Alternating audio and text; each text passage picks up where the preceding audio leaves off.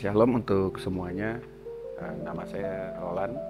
Waktu saya kecil, awalnya itu menurut almarhum ibu saya, waktu saya dilahirkan itu dalam kondisi sudah meninggal, ya, sudah meninggal dunia.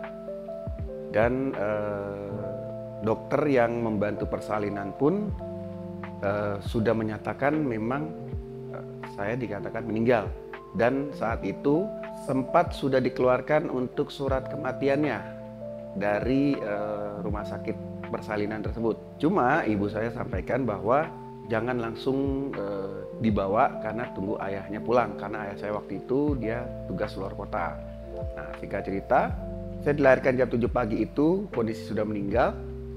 Nah, ayah saya itu kasih info bahwa dia jam 4 sore paling lambat sudah tiba di Jakarta. Selama menunggu itu, menurut almarhum ibu saya, di jam setengah 3, hampir jam 3, itu tubuh saya yang sudah dibungkus ya, karena kan sudah meninggal, itu tiba-tiba bergerak.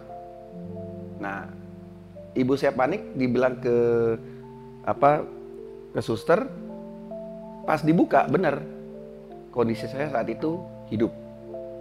Nah, setelah diperiksa semuanya kondisi normal.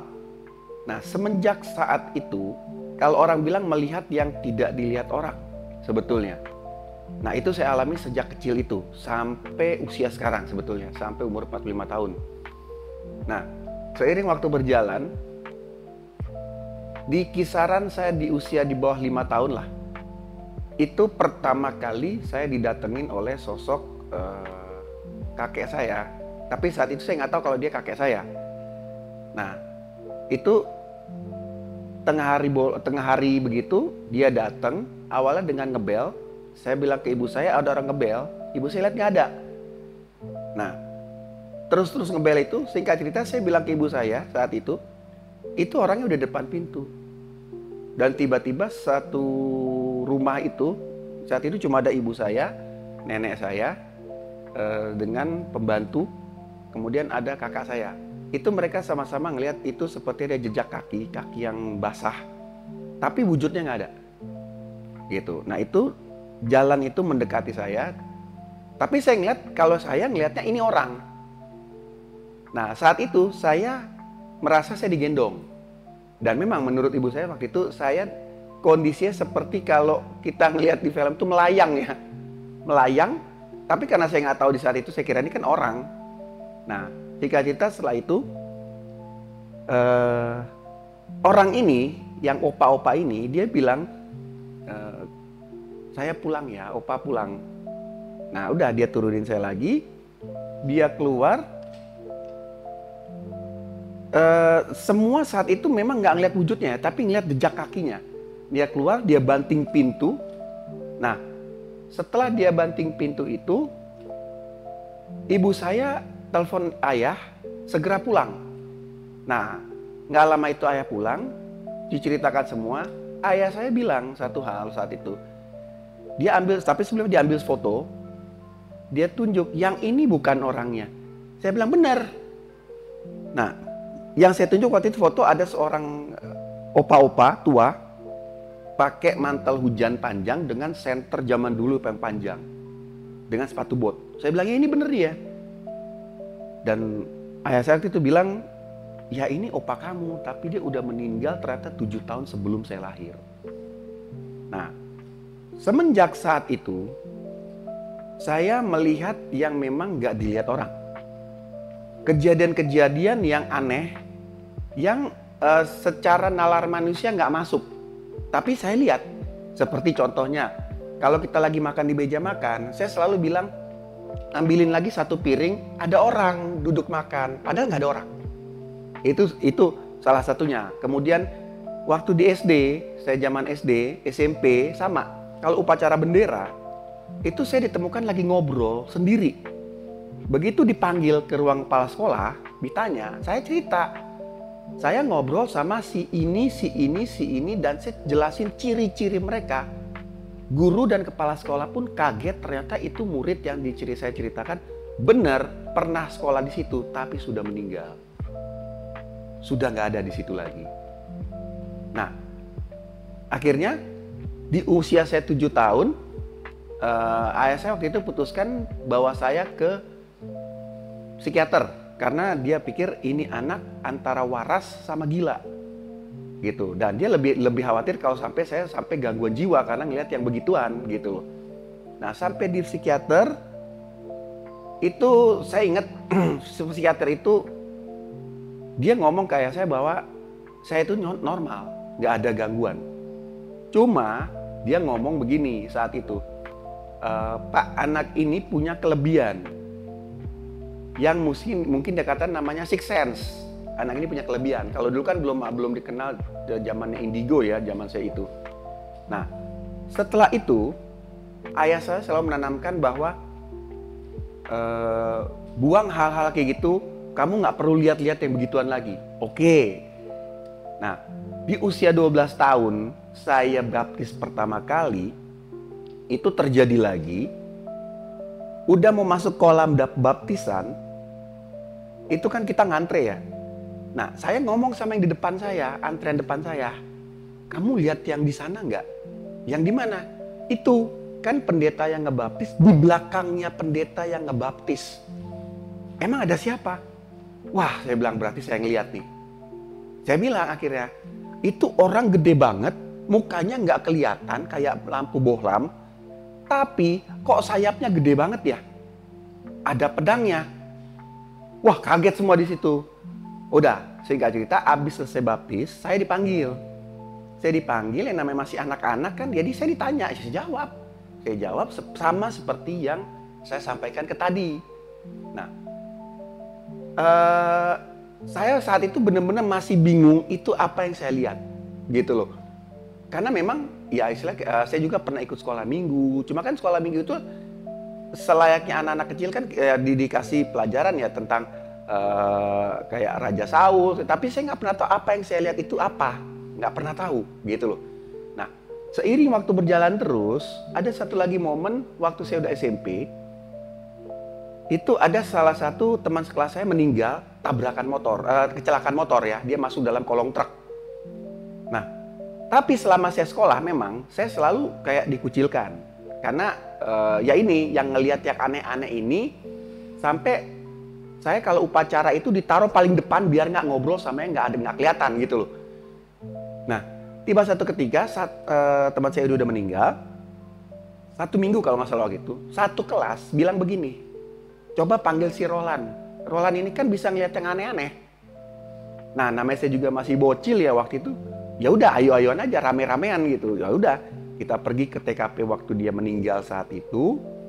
Kalau dulu kan TKP itu kan biasanya darahnya itu ditutup dengan pasir. Nah, saat kita tiba di lokasi waktu dia meninggal saat itu, masih ada sisa pasirnya. Ya saya pegang. Pas saya pegang, muncul orangnya. Teman saya ini muncul, tapi yang lain nggak ngeliat. Pas muncul, ya saya bilang ke yang lain, lah ini dia, mau ngomong nggak? Pas saya bilang begitu, kabur semua.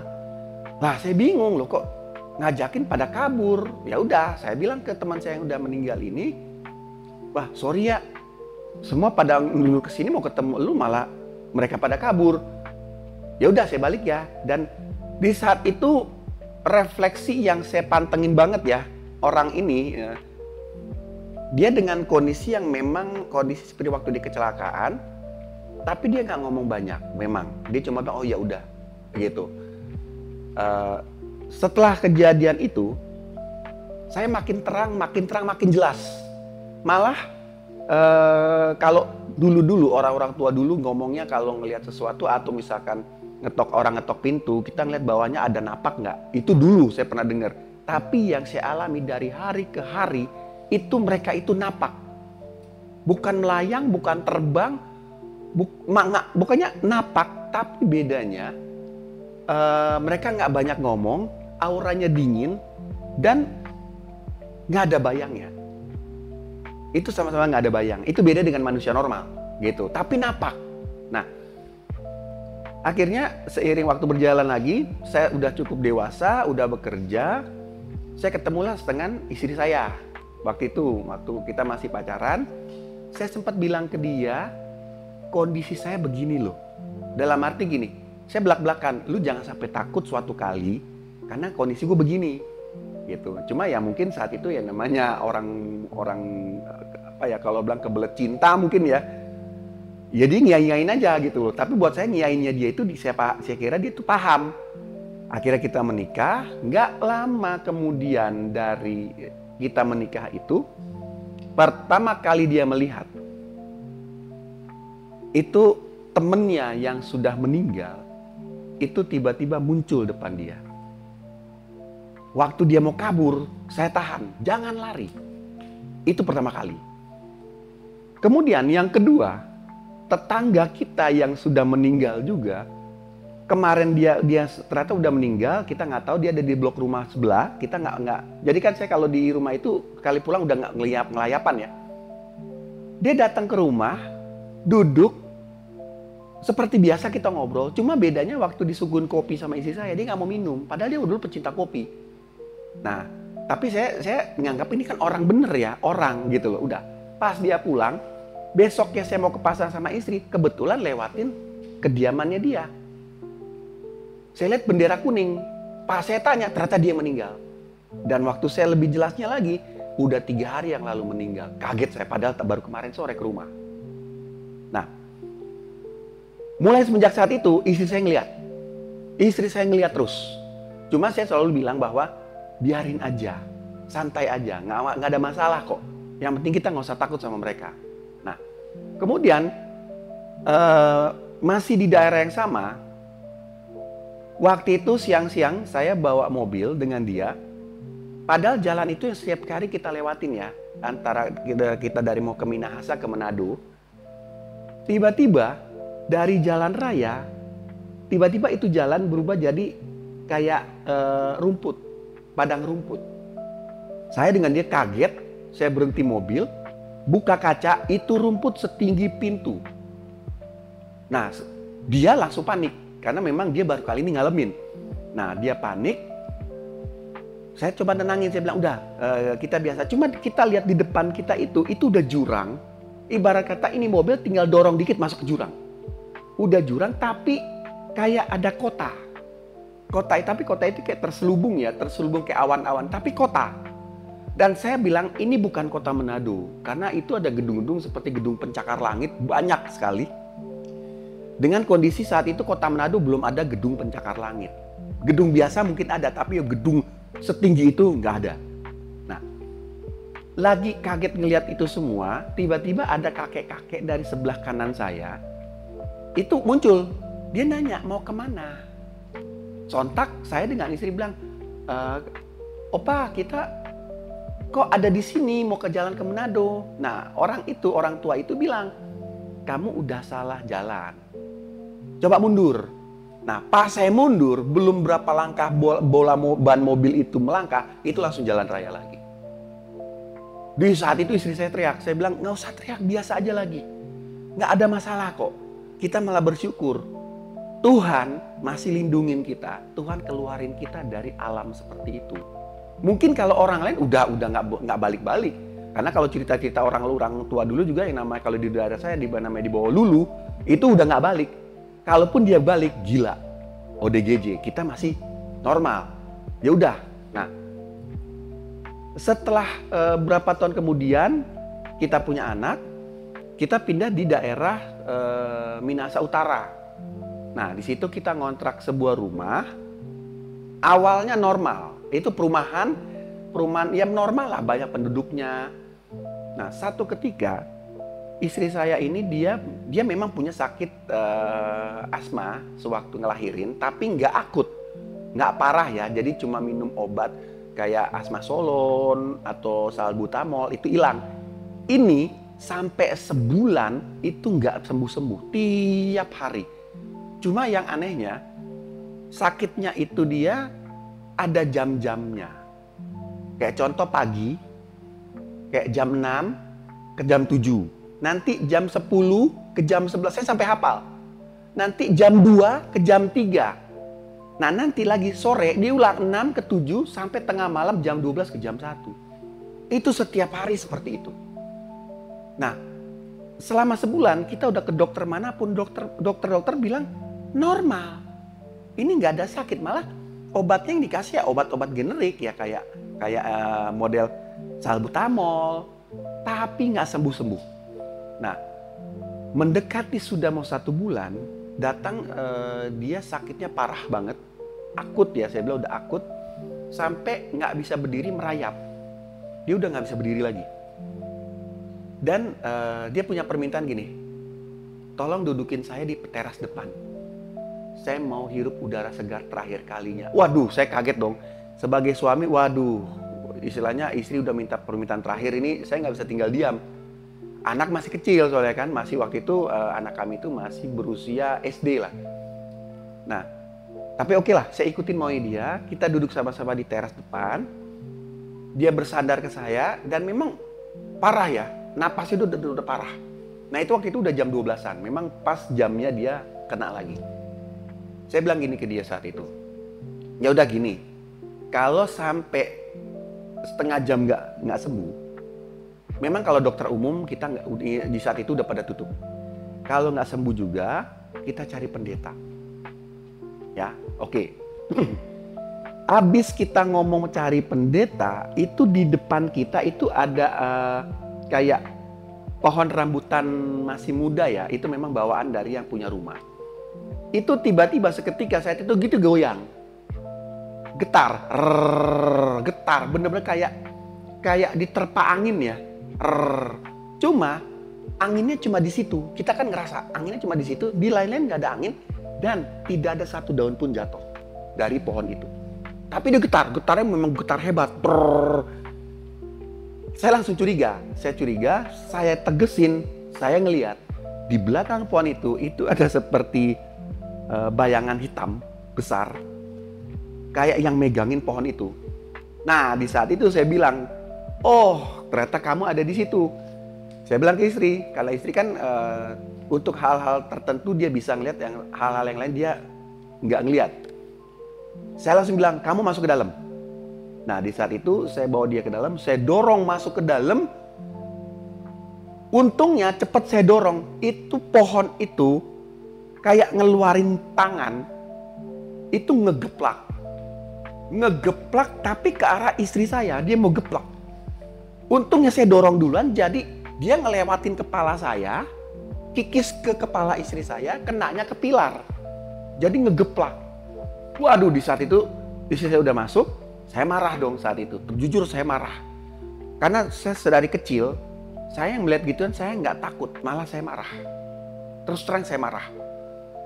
Saya tutup pintu, saya bilang, oh kamu di situ.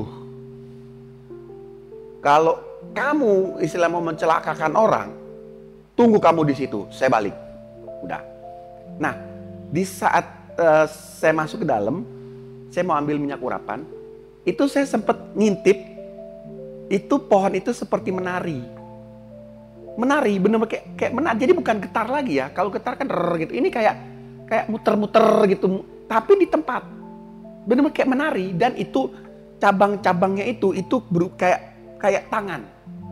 Jadi kalau bisa digambarkan kayak orang itu ada 4 tangannya, dan dia kayak menari. Udah, saya keluar, dia masih menari. Malah lebih hebat dia menari. Saya bilang, sekarang saya udah berhadapan langsung dengan dia, dan saya bilang, sekarang kamu atau saya yang menang. Nah di saat itu saya ingat satu kejadian di dalam Alkitab. Waktu itu saya teringat kisahnya Daud, waktu dia menghadapi Goliat. Nah ayat yang sama itu saya pakai di saat itu. Saya ingat waktu Daud bilang, engkau mendatangi aku dengan tombak dan lembing, tapi aku mendatangi engkau dengan nama Tuhan. Nah itu saya pakai.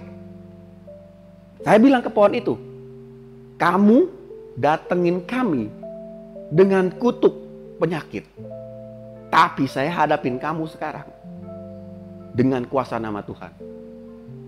Wah di saat itu dia sempat keberhenti ya. Jadi kayak menarik, terus dia sempat keberhenti gitu. Terus tariannya itu kayak model, kalau saya perhatikan kayak model kuda-kuda gitu loh. Kuda-kuda, kayak orang memang siap berkelahi. tapi nggak bersuara. Nah udah, saya buka satu pot minyak urapan waktu itu. Saya teriak. Saya bilang, Tuhan,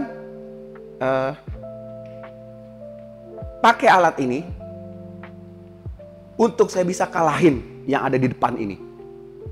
Nah di saat itu saya dapat satu kekuatan. Itu mulai saya siram. Tapi saya cicil-cicil dulu, nggak langsung semuanya. Saya cicil. Nah benar, pas saya siram sekali, dia balas ngegeplak. Saya siram sekali, bener-bener kayak orang bertarung. Saya siram, dia bergeplak.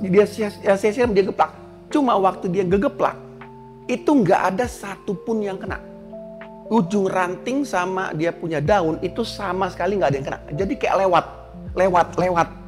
Nah sampai singkat cerita, sampai habis satu botol sedang. Nah di saat itu saya ngeliat dia udah kayak orang itu kayak kelelahan begitu ya. Tapi masih menari, tapi menari itu kayak menari menantang gitu. Nah itu dan saya lihat itu minyak urapan saya malah yang saat itu saya siram ke dia itu kena ke ranting-ranting sampai meleleh ke bawah ya. Udah saat itu saya bilang, sekarang kamu akan terbakar dengan kuasa Tuhan yang melekat di situ. Udah, sampai besok kamu masih ada, siapapun kamu. Saya minta Tuhan, kalau kamu memang arwah yang ditunjukin ke sini, saya cari makam, saya bakar itu dengan nama Tuhan. Nanti besok kamu lihat. Saya saat itu udah semakin emosi. Tapi ya udah, saya kayak udah selesai. Kayak hati itu udah bilang udah selesai. Ini bukan urusan kamu lagi. Ya, saya masuk ke dalam. Saya tutup, saya kunci. Saya ke kamar. Ternyata istri saya ngeliat. Dia bilang, ngapain sih kamu ngelanin begituan? Udah, gue bilang, kamu istirahat aja, tidur. Nah cuma saya ngeliat istri saya itu udah nggak kayak tadi. Kalau tadi kan ngerayap udah susah ya napasnya. Tapi yang ini, setelah saya tarung dengan si pohon ini, itu dia udah kayak mendingan ya, udah agak mendingan, sampai bisa tertidur. Biasanya kalau udah gitu nggak bisa tidur. Nah, puji Tuhan dia tertidur, tapi sayanya nggak mau tidur. Saya semalaman saya jagain. Jadi istri anak saya jagain. Pas jam 6 pagi, saya udah nggak mikir apa, saya buka pintu. Kaget saya lihat pohon itu tumbang, kecabut sama akar-akarnya, dan semua dia punya ranting, dia punya daun kering, kuning abu-abu, bukan hijau lagi, kering. Dan tanah yang di bekas dia bertengger itu kecabut, keluar semua tanahnya, dan sekeliling dia itu seperti ada orang bakar sampah, angus tanah itu. Nah di situ saya bingung, waduh kecabut, benar-benar tumbang itu pohon. Nah, saya bilang ke istri bangun, dia kaget lihat. Waduh, kok rubuh? Saya bilang, nah ini kuasa Tuhan yang pertama kali kita saksikan. Udah, cuma karena kita kan ngontrak itu rumah orang ya, itu kan pohonnya dari yang si pemilik. Kita panggil dong yang pemilik, tapi kita nggak mau cerita. Dia kaget, loh kok pohon rambutan saya tumbang? Saya cuma bilang, wah saya nggak tahu Pak. Orang ditumbang sendiri, ya secara logika kan memang tumbang sendiri. Tadi malam kan kondisi masih hidup kan, meskipun dia menari gitu, tapi kan dia masih berdiri, tiba-tiba tumbang. Nah udah, akhirnya saya bilang ke yang punya, Pak kita pindah ya. Oh ya udah terserah, tapi dia masih terbingung-bingung dengan kondisi tanaman dia tuh tumbang angus, kering gitu loh. Nah akhirnya besoknya 2 hari kemudian dari itu, saya pindah. Nah saya pindah dengan istri itu, jaraknya itu 2 rumah dari rumah ini. Jadi nggak beda jauh, cuma jarak 2 rumah. Nah waktu kita masuk rumah yang baru, rumah yang berikutnya ini, itu saya perhatiin di depan rumah yang saya tinggalin, itu ada berderet rumah-rumah kosong. Jadi memang rumah yang nggak laku disewain. Itu udah rumput-rumput ilalang, udah ya kalau dibilang horor juga kelihatannya. Cuma saya nggak pernah takut yang begituan. Tapi ada satu pohon pepaya. Pohon pepaya itu lumayan ukurannya ya, dengan buah yang udah kuning tapi orang nggak mau nyongkel. Nah akhirnya udah kita pindah situ. Jeda waktu 1 minggu setelah saya tinggal di rumah baru itu, saya pulang. Jadi istilahnya kan kalau di komplek kita mesti bergaul kan sama orang komplek. Saya pulang, itu saya sampai rumah, kaget saya, kondisi anak saya panas tinggi. Saya raba, waduh kok panas. Udah saya bilang, waduh jam segini dokter udah nggak ada yang buka. Udah, saya bilang ke istri saya, tunggu sebentar ya, saya ke warung. Udah, balik saya dari warung, pas saya mau masuk pintu rumah lagi, itu ada yang nimpuk. Nimpuk kena punggung. Pak, pertama kena, saya noleh nggak kelihatan. Saya baru balik punggung, nimpuk lebih gede lagi.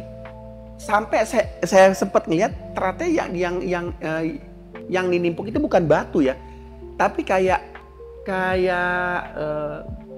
buah tapi masih muda gitu. Tapi bukan pepaya sih, pokoknya kayak buah apa gitu tapi masih muda. Nah, pas saya balik, saya ngelihat di pohon pepaya itu ada orang berdiri, perempuan 2 kali dari tinggi pohon pepaya.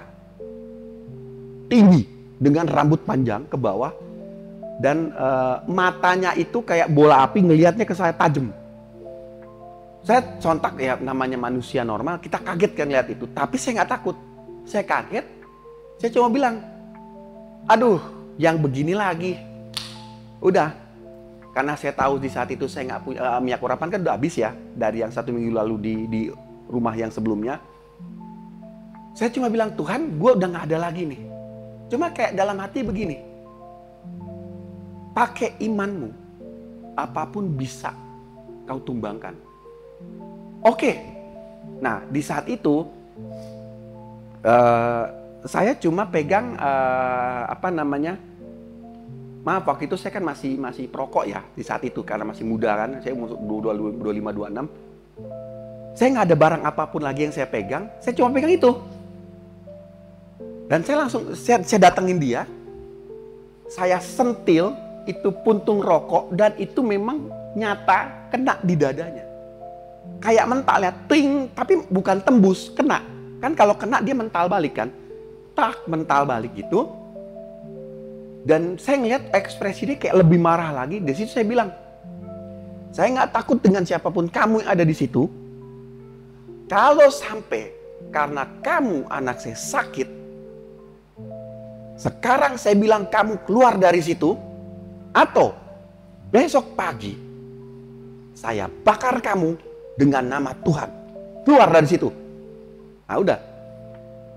Tapi dia masih diem. Tetap diem melototin saya tuh, memang mata itu benar-benar merah.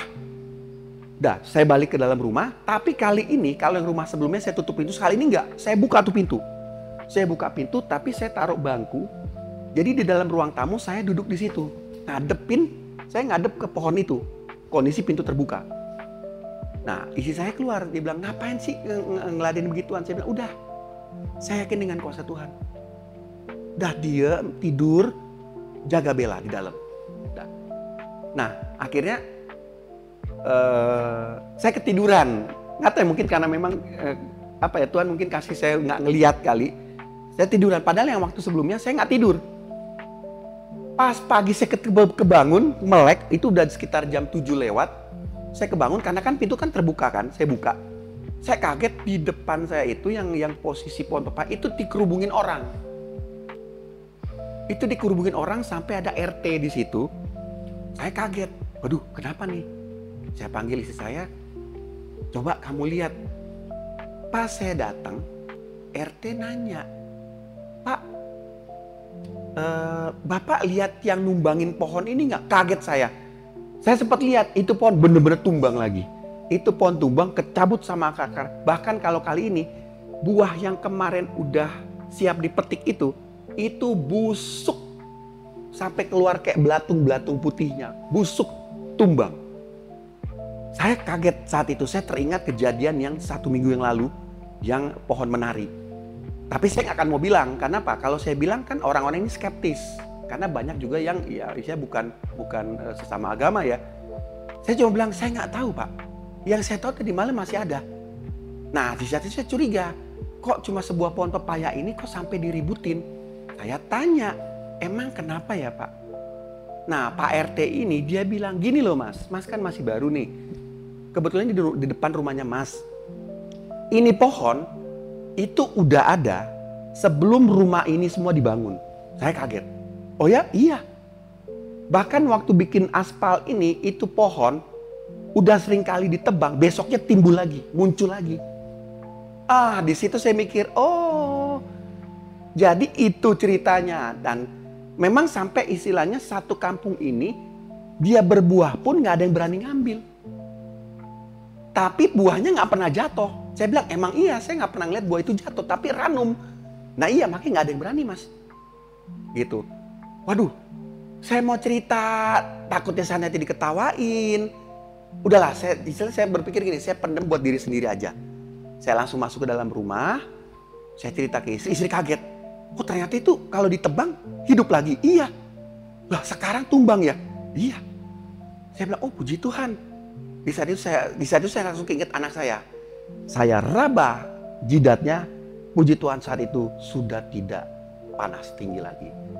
Saya bangunin, saya bilang, coba kamu makan, minum air. Sakit tenggorokannya enggak. Dan puji Tuhan saat itu, anak saya sembuh. Tidak panas lagi. Dan saya bilang ke istri saya, gini deh, sebulan lagi dari hari ini, kita pindah aja Jakarta. Jangan sini lagi deh. Maksudnya, saya nggak takut yang begituan. Cuma, kita lebih baik cari mendekat lebih kepada Tuhan deh. Karena di sini kan banyak yang memang di komplek itu yang nggak seiman tuh banyak gitu loh. Nah, semenjak hari itu sampai saya pindah ke Jakarta, itu pohon nggak muncul lagi, nggak berdiri lagi. Bahkan rumah di belakang pohon itu yang tadinya udah ditimbulin alang-alang karena nggak laku disewain, malah saya lihat seminggu sebelum saya mau berangkat Jakarta itu udah ditempatin orang, udah disewa orang, dia jadi bersih. Berarti sudah bersih. Saya sampai bilang, Tuhan, puji Tuhan. Istilah gini, saya juga bilang ke istri, saya bukan seorang pendeta. Saya nggak pernah naik mimbar. Tapi ada satu waktu itu Tuhan ingatkan begini. Tuhan bisa pakai siapa saja. Batu pun Tuhan bisa pakai kalau mau. Kalau nggak ada orang mau, batu pun Tuhan bisa pakai. Nah semenjak saat itu saya bilang, Tuhan kalau Tuhan mau pakai silakan. Gitu. Silakan, terserah. Nah makanya sampai saat ini, sampai saya umur 45 tahun saat ini, di Sabtu atau Minggu saya tetap pelayanan, tapi saya pelayanan luar. Saya pelayanan luar karena memang hal-hal seperti ini kan banyak orang itu yang memperdebatkan bahwa antara percaya dan tidak. Memang karena mereka tidak mengalami, tapi saya mengalaminya. Saya mengalami langsung, mujizat itu ada. Bahkan seminggu kemarin saya hampir meninggal, dan itu ada satu kesaksian khusus yang memang mungkin waktunya terbatas ya. Itu baru yang saya alamin lagi, dan baru kali itu juga saya dibawa yang namanya ngelihat. Apa itu? Orang bilang sekarang surga neraka, saya selama ini saya nggak pernah tahu. Baru seminggu kemarin, waktu saya sempat koma, saya diajak. Jadi kalau buat saya, kuasa Tuhan itu ada, Tuhan Yesus itu hidup, nyata. Yang penting satu, kita berani ngelawan mereka. Kalau kita takut, malah kita yang jadi berbahaya. Kalau itu buat saya bisa untuk menyembuhkan anak istri saya yakin kita semua punya kuasa, pasti bisa menggunakannya. Jadi sekian kesaksian dari saya. Pesan saya, jangan pernah kita tinggalkan Tuhan, jangan pernah kita bersekutu dengan setan, jangan pernah kita takut, apalagi kita nyembah dia, setan, itu nggak boleh. Saya marah kepada mereka, gitu, karena saya yakin Tuhan saya Tuhan yang hidup.